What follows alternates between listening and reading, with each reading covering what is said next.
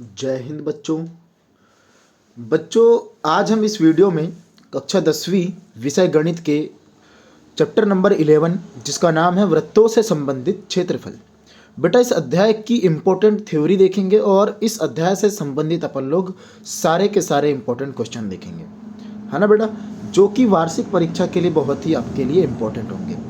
तो मैं आपको बता दूं कि आप लोगों को मैं जितनी थ्योरी यहाँ पर बता रहा हूँ, जितने क्वेश्चन मैं आपको बता रहा हूँ, ये सारे आप लोगों को बनाकर देखना पड़ेगा, ठीक है। और इसके अलावा आप लोग अलग से नहीं पढ़ो क्योंकि अब तो टाइम बचा नहीं ना आपके पास। इसीलिए इसके अलावा अगर आप लोग बाकी अगर मान लो एक्स्ट्रा नहीं भी पढ़ते हो तो कोई भी दिक्कत नहीं होगी आपको। केवल इतने ही प्रश्न पढ़कर अगर आप लोग एग्जाम में चले गए तो आप लोग पेपर बहुत शानदार बना कर आओगे। इनमें से कुछ ना कुछ आप लोगों को आ ही जाएगा एग्जाम में इस अध्याय से। समझ में आ गई बात आपके? चलिए, तो मेरा नाम है मुकुंद यादव, मैं आप सभी का यादव सर पीसीएमबी क्लासेस में स्वागत करता हूं। चलिए शुरुआत कर देते हैं इस चैप्टर की भी। तो सबसे पहले यहाँ से आप लोगों को याद क्या करके जाना है, थ्योरी जो है वो क्या पढ़ कर जाना है आप लोगों को।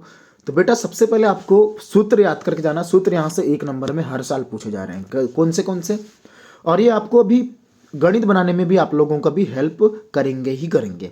तो सबसे पहला सूत्र है आपका, वृत्त की परिधि क्या होती है? तो उसका सूत्र होता है 2πr। वृत्त का क्षेत्रफल क्या होता है? πr²। त्रिज्यखंड के क्षेत्रफल का सूत्र क्या होगा बेटा? तो वो होगा θ/360 गुणा πr², ठीक है। चाप की लंबाई का सूत्र क्या होता है? तो चाप की लंबाई का सूत्र हो जाएगा θ/360 गुणा 2πr, ठीक है बेटा। वृत्तखंड का क्षेत्रफल कैसे निकाला जाता है? तो संगत त्रिज्यखंड के क्षेत्रफल माइनस संगत त्रिभुज का क्षेत्रफल, ठीक है। उसके बाद देखिए चतुर्थांश का क्षेत्रफल कैसे याद रखोगे? तो चतुर्थांश का क्षेत्रफल डायरेक्ट याद रख लो 1/4 πr² या फिर πr²/4। इसका मतलब वृत्त का क्षेत्रफल में आप लोगों को किसका भाग देना है? 4 का भाग देना है, क्योंकि वृत्त का चौथा ही तो भाग होता है ना वो चतुर्थांश, इसलिए 4 का भाग देना पड़ता है इसमें। अब आ जाइए इंपॉर्टेंट क्वेश्चन की तरफ। मैं जितने क्वेश्चन आपको बता रहा हूं बेटा उतने ही क्वेश्चन आप लोग यहां से बनाकर देख लेना एक बार। तो 4 सेंटीमीटर त्रिज्या वाले वृत्त के त्रिज्यखंड का क्षेत्रफल ज्ञात कीजिए जिसका कोण 30 अंश है। साथ ही दीर्घ त्रिज्यखंड का क्षेत्रफल ज्ञात कीजिए।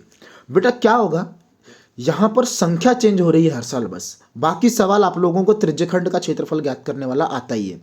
तो इस बार भी आप लोगों को त्रिज्यखंड का क्षेत्रफल ज्ञात करने वाला सवाल आएगा ही, समझ गए ना आप लोग। इसलिए त्रिज्यखंड का क्षेत्रफल आपको निकालते आना चाहिए। जैसे कि देखिए ये पिछले वर्ष ही आया था, अगला ये जो दूसरा प्रश्न है पिछले साल ही आया था। 6 सेंटीमीटर त्रिज्या वाले वृत्त के त्रिज्यखंड का क्षेत्रफल ज्ञात कीजिए जिसका कोण कितना अंश है? 60 अंश है। उसके बाद तीसरा प्रश्न बड़ा ही खास है। एक घड़ी के मिनट की सुई 14 सेंटीमीटर लंबी है, ठीक है, और 5 मिनट में रचित क्षेत्रफल ज्ञात कीजिए। बच्चे इस सवाल में कोई भी दिक्कत नहीं, मैं आपको शॉर्टकट तरीका बताता हूं क्योंकि ये 2 अंक में ही तो आएगा, तो छोटा सा आप लोग इसको बना सकते हैं। सीधे बोलोगे घड़ी के मिनट की सुई मतलब त्रिज्या बराबर आ जाएगा 14 सेंटीमीटर, समझ गए आप लोग। और 5 मिनट में रचित क्षेत्रफल बराबर क्या हो जाएगा बेटा? πr², मतलब वृत्त का क्षेत्रफल, और बटे में लिख देना 12 इसलिए क्योंकि 5-5 मिनट के कुल मिला के कितने भाग डिवाइड होंगे? वहां पे 12 भाग डिवाइड होंगे। आप लोग घड़ी को एक बार अच्छे से चेक करना, 5-5 मिनट के जो है ना कितने भाग डिवाइड होंगे, क्योंकि कुल मिला के 60 मिनट होता है 1 घंटे में। तो कुल मिला के यहाँ पर क्या हो जाएगा? 5-5 मिनट के कितने भाग हो जाएंगे? 12 भाग। तो इसमें πr²/12 कर दोगे आपका आंसर आ जाएगा। अगला देखिए चौथा प्रश्न, 21 सेंटीमीटर त्रिज्या वाले वृत्त का एक चाप केंद्र पर कितना कोण बनाता है बेटा? 60 अंश का कोण बनाता है। चाप की लंबाई ज्ञात कीजिए और संगत त्रिज्यखंड का क्षेत्रफल ज्ञात कीजिए। बहुत ही नॉर्मल है, आप लोगों को सूत्र भर लगाना, चाप की लंबाई और त्रिज्यखंड का क्षेत्रफल, फिर आप लोगों से सब बन जाएगा। एक वृत्त के चतुर्थांश का क्षेत्रफल ज्ञात कीजिए जिसकी परिधि आपको दिया हुआ है। ये भी बहुत जबरदस्त बन जाएगा, है ना। चतुर्थांश के क्षेत्रफल का पहले तो परिधि का सूत्र लगेगा जिससे त्रिज्या ज्ञात होगी, उसके बाद चतुर्थांश का क्षेत्रफल का सूत्र लगाना पड़ेगा। 10 सेंटीमीटर त्रिज्या वाले वृत्त की जीवा केंद्र पर समकोण अंतरित करती है, लघु वृत्तखंड का क्षेत्रफल ज्ञात कीजिए। तो ये वृत्तखंड का एक सवाल आप लोग जरूर यहां से देख लेना बेटा। इसके अलावा कुछ और खास सवाल हैं, यहां मैंने आप लोगों को 6 प्रश्न बता दिया। उसके अलावा भी आप लोग देखिए, ये जो घोड़े वाला जो सवाल है, जो घास के मैदान के एक कोने पर बंधा हुआ है ना, जो भी है आप लोग एक बार पढ़ लेना। ये सवाल आप लोग एक बार ट्राई करके जरूर देख लेना, है ना, हो सकता है कि आ जाए एग्जाम में। इतना जैसे देखो इसमें दो सवाल है, जरूरी नहीं कि दो सवाल आए, हो सकता है कि पहला सवाल आ जाए, मैदान के उस भाग का क्षेत्रफल ज्ञात कीजिए जहां घोड़ा घास चर सकता है। तो बेटा यहां पर भी आपको तो त्रिज्यखंड का ही क्षेत्रफल निकालना है। अब जैसे देखिए वृत्ताकार ब्रूच वाला जो सवाल है, यहाँ पे आपको बोला है उसने कि सबसे पहला सवाल देखो, वांछित चांदी के तार की लंबाई ज्ञात कीजिए। तो आप लोग पहले पता कर लेना यहाँ पे कि चांदी के तार से क्या क्या बनी है।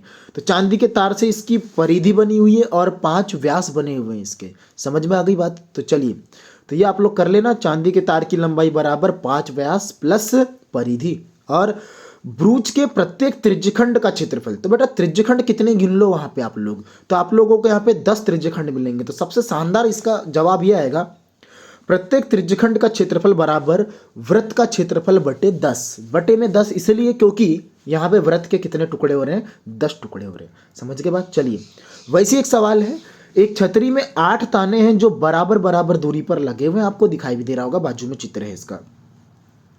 छतरी को 45 सेंटीमीटर त्रिज्या वाला एक सपाट वृत्त मानते हुए इसके 2 क्रमागत तानों के बीच का क्षेत्रफल ज्ञात कीजिए। मतलब यहाँ पर भी वो त्रिज्यखंड के ही क्षेत्रफल की बात कर रहे हैं। तो 2 क्रमागत ताने और कुल मिला के यहाँ पे कितने त्रिज्यखंड बन रहे हैं बेटा, 8 त्रिज्यखंड बन रहे हैं कि नहीं बन रहे हैं।